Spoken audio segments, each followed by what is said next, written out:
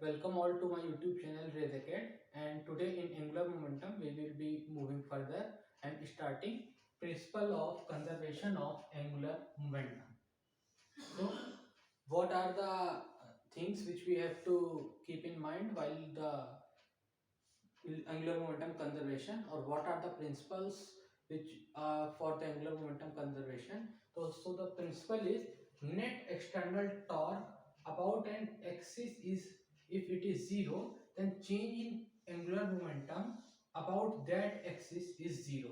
So if net external torque is about an axis is zero, so if any axis is there and any object or particle is there, so we are, this is the particle, and we are uh, conserving the angular momentum from this axis. If the external torque about this axis is zero, external torque, then the change in angular momentum about that axis will be zero, or initial angular momentum is equals to final angular momentum. So we can conserve the angular momentum. So if we saw in the problem that if it is confirmed that external torque acting on that axis is zero, so we can conserve the angular momentum, because change in angular momentum about that axis will be zero, or it means initial angular momentum is equal to final angular momentum. Delta am is equals to 0. Angular momentum final is equals to angular momentum initial. Okay, so it means this, or angular momentum is conserved. Initial angular momentum is equals to final angular momentum. So we have to choose a perfect axis through which the external torque is zero. So if we can find a axis from which the external torque is zero, then we can easily conserve the angular momentum about that axis. So if a problem is given, so there will be some axis or some points from where the external torque will be acting, so we can't choose that axis to conserve the angular momentum. What axis we will choose? We will choose that axis from which the external torque acting is zero, and then we will conserve the angular momentum from that axis. So if it is difficult to conserve the angular momentum from that axis, then also we have to choose that axis only, because we can conserve the angular momentum from that axis only, because there is a rule that net external torque should be zero. There should not be any external torque. Okay, like in linear momentum conservation, we then net external force should be zero. So it is a continuation for that in angular momentum net external torque should be zero. So angular momentum is a continuation or the extension of that linear momentum principles only. So we can relate with the linear momentum principles also. What principles we saw in the linear momentum cases, so that we will use that only we will use, but there is a extension in the angular momentum case. uh, Principles are same as that of linear momentum only, but only if the case is there is some extension in that. So important points which we have to keep in mind when we are conserving the angular momentum. For angular momentum conservation, we have to choose a proper axis, as I told. It is not necessary. If angular momentum is conserved, then linear momentum and energy is also conserved. So if angular momentum is, if we choose a particular axis, and from that axis external torque acting is zero, and we conserve the angular momentum and solve the question. So for example, from this axis the angular net external torque is 0, tau external is 0, and we conserved the angular momentum. Angular momentum will be conserved from this axis, but it is not confirmed, or we cannot say that we can conserve the linear momentum in this case from this analysis, that torque external is 0. So we can't say that we can conserve the linear momentum also, and we can't say that we can conserve the energy also. So torque external is 0 doesn't specify that the energy is conserved, or the energy dissipation is 0, or there is not any loss of energy or gain of energy, and energy is conserved of the system. only tells the angular momentum is conserved, and it also not tells that linear momentum is conserved. So we can't say anything about linear momentum conservation and energy conservation. Only if we saw a particular axis from which the torque acting external is zero, we can only conserve the angular momentum. It doesn't say that we can conserve the linear momentum and energy also. It will be wrong analysis. And the third and the final thing is initial angular momentum and final angular momentum should be from the same axis. So we can't do like this. There are two axes, for example, from which the torque external torque is zero. For example, this is the particle, and there is some other axis from which the torque external is zero. So we can't do like this. Angular momentum initial we are conserving from this axis, and angular momentum final we are conserving from this axis. This will be wrong. We have to conserve the angular momentum. We have to find the angular momentum initial and final from this axis or from this axis. If both are torque external in from both the torque external is zero from both axes, then we have to write angular momentum final and angular momentum initial from the same axis and then equate.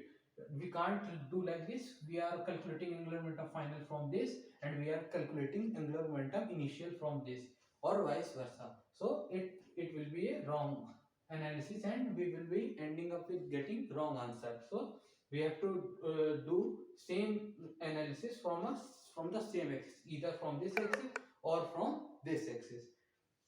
Okay, so these are some of the points which we have to keep in mind while conserving the angular momentum. So for the first point was, if the torque external is zero about an axis, change in angular momentum about that axis will be zero. So this was the main principle for conservation of angular momentum. And then there are some important points which we have to keep in mind, that for angular momentum conservation we have to choose this proper axis. So it is not necessary that if the angular momentum is conserved, then linear momentum and energy are conserved. So this is the second point. And the third and the final point is, if initial angular momentum we are finding from one axis, then final angular momentum should be found from that axis only. We can't change the axis while conserving the angular momentum. Okay, so these are some of the principles for conservation of angular momentum. Moving further, the principle of conservation of angular momentum. So we saw that if angular momentum is not equals to zero, then torque external is zero. So if angular momentum change in angular momentum is not zero, then torque external is also not zero. So if change in angular momentum is not zero, then there must be a external torque present about that axis. So suppose that this is a particle, and from this axis the angular momentum is, change in angular momentum is not zero. So from this axis the change in angular momentum, initial angular momentum was not equal to final angular momentum, then it must be that some external torque is present about this axis of rotation. So if we saw that, if we calculated the initial angular momentum and the final angular momentum about this axis, and they came out to not to be equal, then it confirms that there must be an external torque which is acting about this axis. So we can conclude from this. We will find firstly the initial angular momentum, and then we will find the final angular momentum. Then we will subtract both of them, and we, then we analyze this, that external torque is present or not. So torque external is equals to d of change in angular momentum by dt.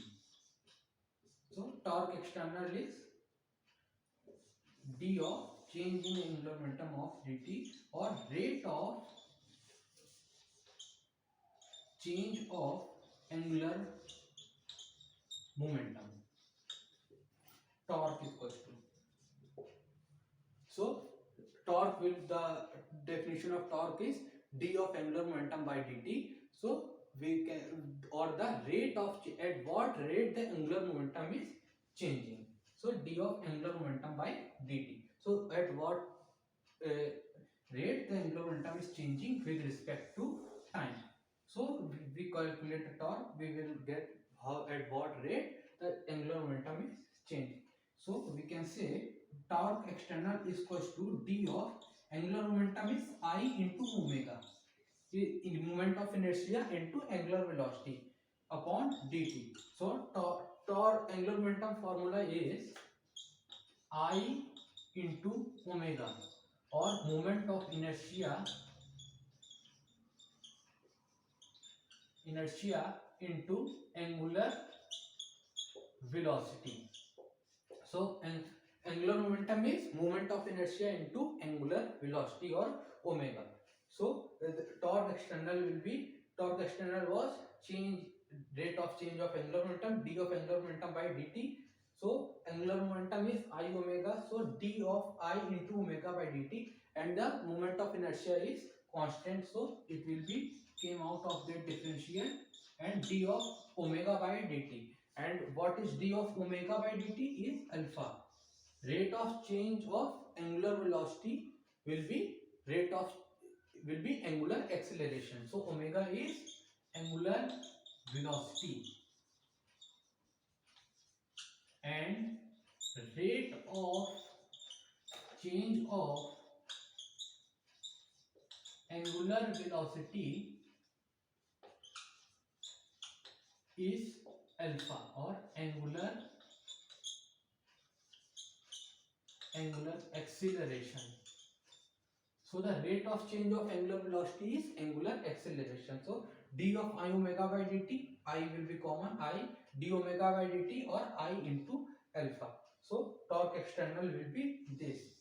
We can find by subtracting the initial angular momentum and final angular momentum by dt, or the y we can directly find, like if the angular acceleration is given, then we will be simply multiplying with moment of inertia and getting this external torque. So both are the formula: d of angular momentum by dt, or rate of change of angular momentum, or d I into d omega by dt, which is I into alpha. So both are the ways, from any way we will be finding. Okay, so this was for the principles of conservation of angular momentum. So there were some principles which we saw, and then these are the analysis which we drawn from that, and for the solving of the questions, and this was the mathematics for that principle.